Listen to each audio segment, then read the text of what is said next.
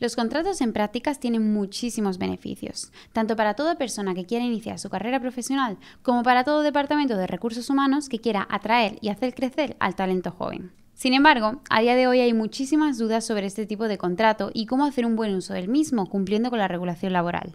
Quédate en este podcast para escuchar todo lo que debes saber sobre los contratos en prácticas.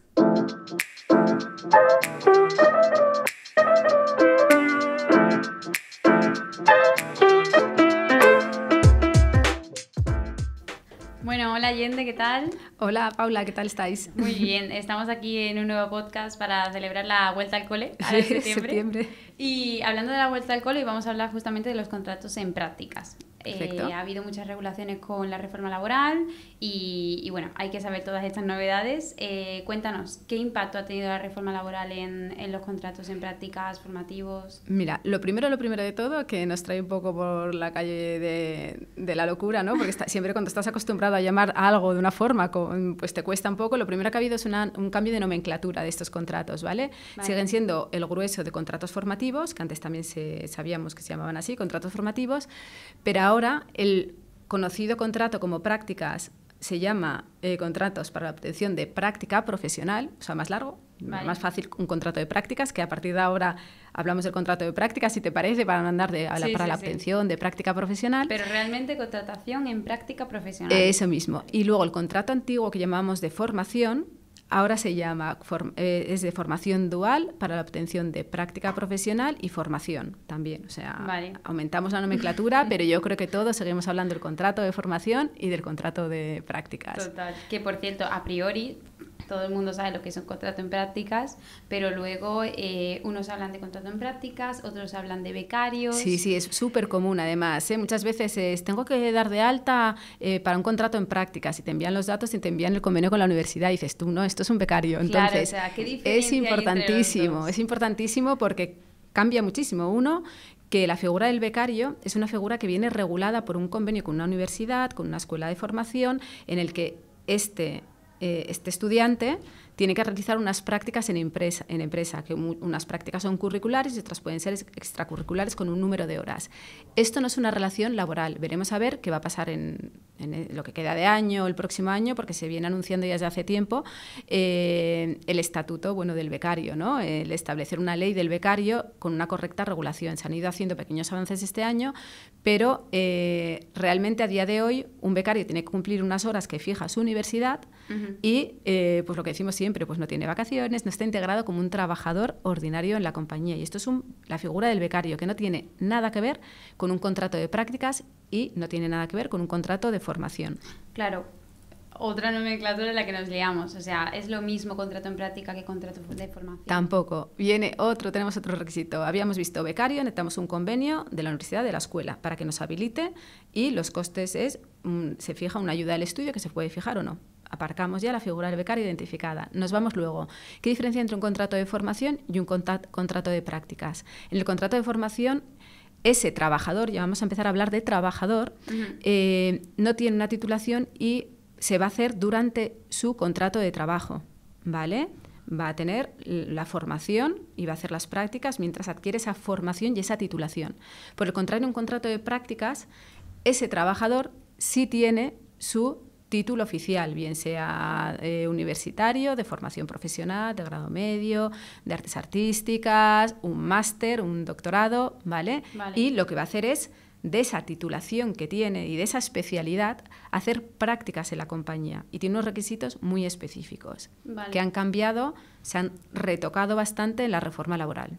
Vale, y una duda que me surge con respecto a la reforma laboral, todos estos cambios nuevos, ¿qué pasa si yo tenía un contrato de prácticas antes de que se hicieran todas estas regulaciones? Vale, sí, aparte como veremos ahora qué cambios hay y son bastante importantes, sobre todo a nivel de duración y retribución, aquellos trabajadores o en empresas que tengamos un contrato en vigor antes del 30 de marzo, van a seguir manteniendo su vigencia hasta agotar el plazo máximo legal que tenían anteriormente, que estos son 2 años. ¿Vale? Por lo tanto, si yo estaba en un contrato de prácticas con unas condiciones, unos requisitos de salario, una duración, voy a mantenerlo hasta el tope de su vigencia, salvo que la empresa decida hacer algún cambio contractual y pues ya transformarlo en indefinido, tal, pero tienen derecho a agotar el periodo máximo de contrato de prácticas siempre antes, los contratos celebrados antes del 30 de marzo. De 2022. Eso mismo, sí. Vale, súper.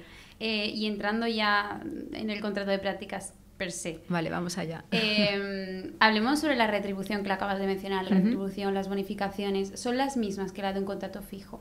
Vale, en cuanto a la retribución, nos han establecido antes el contrato de prácticas. Bueno, siempre tenemos, como siempre, que parece que quiero obviar las respuestas a veces, y no es así. Siempre tenemos la regulación de los convenios colectivos que nos van a establecer esa retribución o pueden establecer peculiaridades. Entonces, antes, si no estaban regulados en un convenio colectivo, vamos a olvidarnos de nuestro convenio colectivo de empresa y vamos a ir a lo que dice la normativa general, el Estatuto de los Trabajadores. Antes se permitía pagar durante el primer año un 60%, durante el segundo año de prácticas un 75% del salario que le correspondiese a ese trabajador. Ahora lo que nos dice tras la reforma laboral, nos dicen que tenemos que, uno, fijarnos en el convenio colectivo, ¿vale? Pero lo que nos dicen es que no puede ser la retribución inferior a lo que sería la retribución de un trabajador según sus funciones en el grupo o nivel salarial que correspondiese por convenio. Entonces ya no tenemos esta bonificación salarial del 60% que podíamos pagar de menos. Y lo que sí nos determina es que nunca pueden cobrar menos del salario mínimo interprofesional. ¿Vale? Esto es importantísimo. Entonces sí que ha habido un cambio, porque antes era pues quizás más interesante, porque tenías el 60% durante el primer año, el 75% si el convenio no regulaba nada. Entonces ahora ya nos vamos a ajustar un poco, que el nivel salarial va a ser más alto. Y en cuanto a las vacaciones, ¿son las mismas también que las de un contrato fijo? Correcto. Pensad que un trabajador con un contrato de prácticas tiene los mismos derechos que cualquier trabajador reconocido, ¿vale? Desde vacaciones, desde acceso a formación profesional, licencias y permisos, bajas. Dentro de las bajas hay que determinar que si no tiene 180 días cotizados, no va a tener periodo de carencia para obtener una prestación de IT, pero esto como cualquier trabajador, no porque tengamos, es porque es verdad que en un contrato de prácticas, si es tu primera incursión en el mercado laboral, pues quizás igual no tienes cotizados los 180 días y te pones enfermo antes. Entonces esto es una contingencia que le puede pasar a este trabajador que se incorpora al mercado laboral, pero que le puede pasar, bien, tenga la modalidad de un contrato temporal, de un contrato indefinido, ¿vale? O un fijo discontinuo. Simplemente es por carecer de carencia. Y un tema muy importante es que para estos contratos de prácticas, lo que decíamos, que tienen que tener esta titulación, pero no vale que yo tenga titulación y en cualquier momento me pueden contratar por esto. No hay un límite dentro. Yo obtengo mi título, bien universitario, bien de grado medio. Solamente tengo 3 años desde que lo obtengo para que alguien me pueda hacer un contrato de prácticas. Si tengo una discapacidad, serían 5 años, ¿vale? Desde que obtengo la titulación. Tenemos este plazo para que una empresa pueda realizar este contrato de prácticas. ¿Vale? Con una limitación muy importante, que esto se ha matizado ya en la reforma laboral, porque antes podías tener a alguien con un contrato formativo, después del contrato formativo le hacías el de prácticas, ahora ya no. Aquel trabajador que hayas tenido en tu empresa 3 meses realizando una formación, más de 3 meses, no puedes luego celebrar un contrato de prácticas.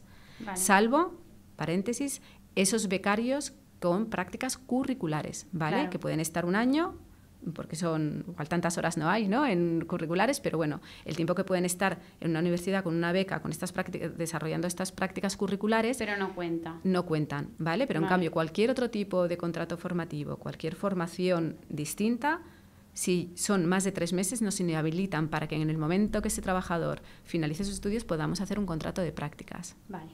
Muy bien, ¿vale? Que esto es un poco también muy llamativo. Sí. Y otro punto importante de la reforma que hablábamos era la retribución y también la duración máxima. Bueno, esto también ha sufrido modificaciones porque antes el plazo era mayor, ¿vale? Desde que obtenías tú la titulación para que te pudiesen celebrar un contrato de prácticas.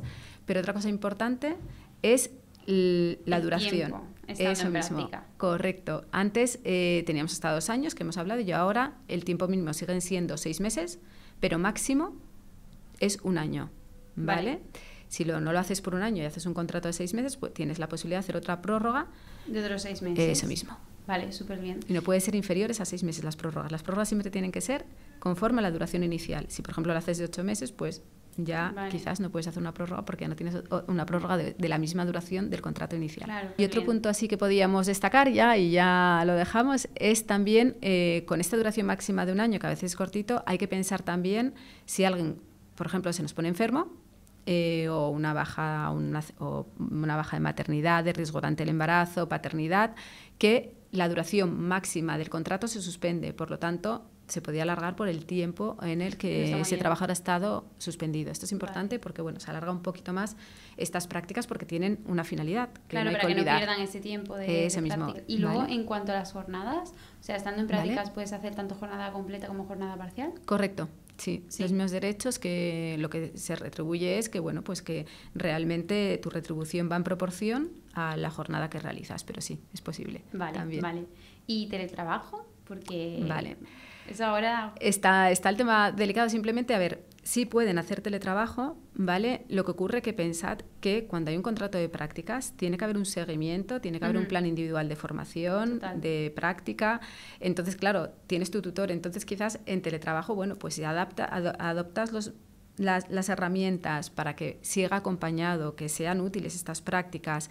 Y se suele hablar de un 50% que tiene que ser presencial, ¿vale? Pero sí se puede hacer el teletrabajo a distancia. Vale, súper bien. Y, a ver, se supone que una persona está en prácticas, está aprendiendo, está como una especie de periodo de prueba. Vale. Entonces me surge la duda, ¿dentro de un contrato de prácticas se puede tener también periodo de prueba? Súper buena pregunta, porque la reforma laboral nos lo ha limitado, siempre luego veremos lo que dicen los convenios colectivos, pero nos lo ha limitado a un mes. ¿Vale? El periodo de prácticas, el de prueba en un contrato de prácticas no puede superar un mes. Vale. Y es verdad que tienes razón que no deja de ser una prueba constante, ¿no? El contrato de prácticas, pero oficialmente para que ese contrato de prácticas no siga en un periodo de prueba es solamente un mes. Vale, súper bien. Y cuando nos vienen personas que quieren hacer un contrato en prácticas pero son extranjeros... Vale, mucha precaución porque se hace a veces muy alegremente y realmente lo que tenemos que tener es la convalidación oficial de esa titulación en España. ¿Vale? Vale, o sea, viene una persona a lo mejor de Francia a trabajar aquí en prácticas, pero su universidad y todo ha estado en Francia y no podría trabajar aquí como... Sí, la expedición de ese título tiene que convalidarlo aquí en España y tenemos que tener en nuestra empresa, si queremos celebrar previamente la convalidación de este título aquí en España, diciendo qué especialidad tiene y que es servible, es una mala palabra, ¿no? Pero es servible aquí en España para realizar esa práctica profesional, porque siempre no hay que olvidar que a veces se hace de forma irregular. No porque alguien tenga un título tú puedes hacer un contrato de prácticas. Su puesto tiene que ir vinculado a esa titulación, que se hace mucha trampa también con esto. Claro. Y hablando de trampas, ojo que si no cumplimos los requisitos, si no tiene una finalidad, si no respetamos los plazos que hemos hablado, este contrato se convierte en un contrato indefinido. Entonces, Totalmente. mucho ojo. Aparte de la formalidad de comunicarlo al SEP en el plazo de 10 días, de tener elaborado un plan individual de formación, de darle ese seguimiento. ¿Vale? Completamente. O sea, al final los departamentos de recursos humanos tienen que hacerlo siguiendo la regulación. Correcto. No se te puede saltar nada porque si te la saltas, aparte de una posible sanción, tienes una transformación de ipso facto de ese contrato en indefinido. Vale. ¿Qué consejos darías entonces a esos departamentos para que puedan llevar bien los contratos en prácticas? Vale. Lo primero de todo, cuando tienes a este candidato que cumple los requisitos, pues tenemos que observar que no haya estado en otra empresa ya desarrollando prácticas por un tiempo superior al año, que es lo que nos limita la ley. Entonces, para esto se puede solicitar al SEPE un informe por escrito de las prácticas que pudo haber realizado en otras empresas y la duración. No te va a aparecer la empresa, no te va a decir, hay datos muy particulares, no pensemos que se va a obtener todo, pero sí que tenemos esas prácticas realizadas en otras empresas y por el tiempo que tenemos. Que vemos que no ha estado nunca, pues sabemos que tenemos un año. Que vemos que ha estado 4 meses, 3 meses, pues sabemos que solamente podremos hacer, si ha estado 4 meses, pues tenemos hasta el año para poder realizar un contrato de prácticas. ¿Vale? Esto es un punto muy importante, precontratación. Durante el contrato, sobre todo, pues especificar bien si tenemos una jornada parcial, esas horas, para que no sea presumible que está realizado en jornada completa. por supuesto, copia de esa titulación y si es extranjero, la correspondiente homologación. Esto es lo que tenemos que tener en la carpetita de recursos humanos de este perfil. Y por último, tenemos, una vez que ya tenemos que nos cumple todos estos requisitos, precontratación. También, si tiene una discapacidad, observar, porque hay distintas, podemos tener bonificaciones si hacemos un contrato en prácticas a una persona con discapacidad, ¿vale? Hasta el 50% de la cuota empresarial por contingencias comunes. Y, hablando de bonificaciones, paréntesis, también a la transformación a indefinido de estos contratos, ¿vale? También existen bonificaciones de 500 euros anuales para hombres y 700 para mujeres, ¿vale? Esto, bonificaciones, dejamos que no habíamos tocado y ahora me ha saltado un poco, pero bueno, hay que cuantificarlas, hay que ver que puede ser interesante también por estos motivos. Pero ya tenemos a este candidato, ya hemos visto los costes, ya hemos visto cuántos beneficios tenemos, damos su alta, pero tenemos que tener elaborado un plan individual de práctica, en el que establezcamos pues quién es su tutor, qué va a realizar, el objetivo de las prácticas, las distintas evaluaciones, ¿vale? Porque, aparte de ser obligatorio por ley, luego, finalmente, a la finalización de las prácticas hay que entregar un certificado a ese trabajador de la realización de estas prácticas, ¿vale? Entonces, hay que tenerlo un poco motivado, ¿no? Claro, evidentemente. Entonces, es importante, bueno, pues que estos requisitos que son legales, no es que queremos hacerlo bonito, debemos de tenerlo todo y darle un seguimiento y tenerlo bien archivado en la carpeta de este trabajador por si tenemos una inspección, que se vea que está todo en orden.